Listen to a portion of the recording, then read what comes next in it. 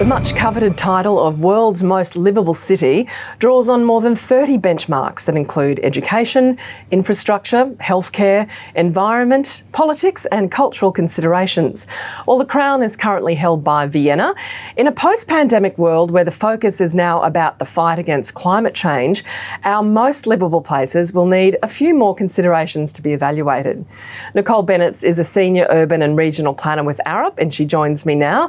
Nicole, for urbanists and futurists like yourself, does the concept of what makes a city livable change over time?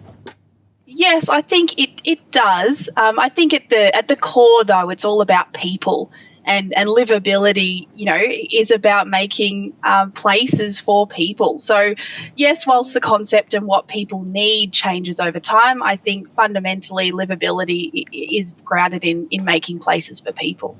What are the critical factors, do you think, that will determine the most livable cities in the world in, say, 2050? Because obviously that planning is happening now.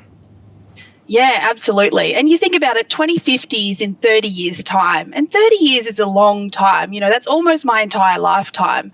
30 years ago was the early 90s, and that's before the internet was a thing. So imagine what's possible over the next 30 years. And that's what we as planners and city shapers really need to be starting to think about. It's about creating resilience, adaptability, flexibility, because we don't know what the future is. And our job is not about predicting the future. It's about creating urban environments that are suitable no matter what comes our way. You look at COVID, and if it's taught us anything, it's been about to expect the unexpected, to be ready for anything, and that, the future is really unpredictable, and that, we look to using future scenarios and to then test different options for how cities might adapt and flex as the future unfolds. Well, speaking of the pandemic, it clearly changed the way we use our central business districts.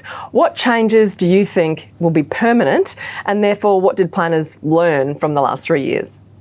Oh, look, I think that's a really good question. We're still waiting to see what changes will stick, but I think it's very clear that, the COVID has affected how we work, how we move around our cities, how we interact, how much we value green space, and how our mental and physical well-being is so interrelated.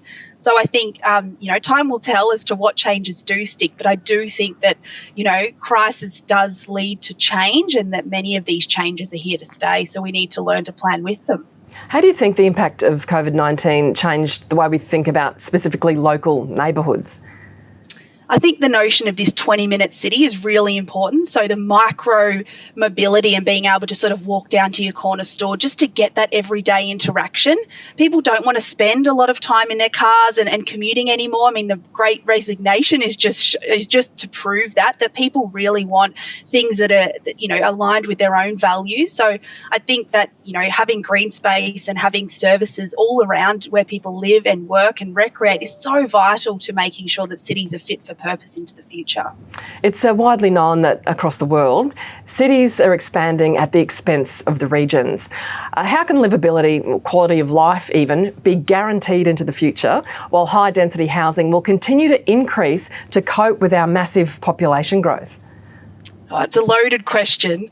I think it's a really interesting one, and urban childhoods is something that I'm really passionate about, having 3 young children myself and growing up in a regional area but moving into the city for university. I think that making cities fit for all ages and people from, the youngest all the way through to elderly is so incredibly important in terms of how we actually plan our cities. I think nature-based solutions is a big part of that. I think creating choice and flexibility for people to live how they want in the types of housing that suits them. So it's not about a one-size-fits-all approach. It's about creating choice across the spectrum of housing, jobs and recreational facilities. And we all like to have our say, don't we? So how can people engage with planners to have their say in the process, and what would they like to see happen?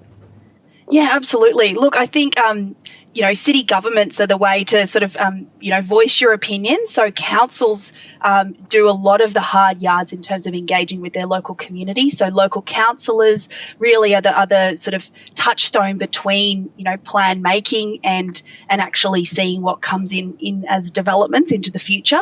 So I would say reach out, get familiar with what zone you're in. If you don't know what your house is zoned as, if you don't know what the future looks like, then have a look and get around it, because it is really exciting. There's a lot of change at play, but there's a lot of opportunity to really shape how your community looks and feels into the future. Now, housing affordability and a critically low supply of social housing are two issues that are not going anywhere. What role do planners play grappling with these important factors? I think that it's our job to create options for people to live. So I think that we need to be talking to and working with the local communities to understand what housing needs they have now and into the future. Again, I think it's about, looking at alternative housing solutions. So, where some cities only have high density or, suburban development, it's about looking at what opportunities sit in the middle of that range, some of the mid-rise or the terrace housing type options. It's about getting familiar with those possibilities and then seeing where they might work and looking to different ways of delivering those housing solutions. So if you always do what you've always done, you'll always get what you always got. And so I think we need to look differently and think differently about how we actually find those solutions to our housing crisis.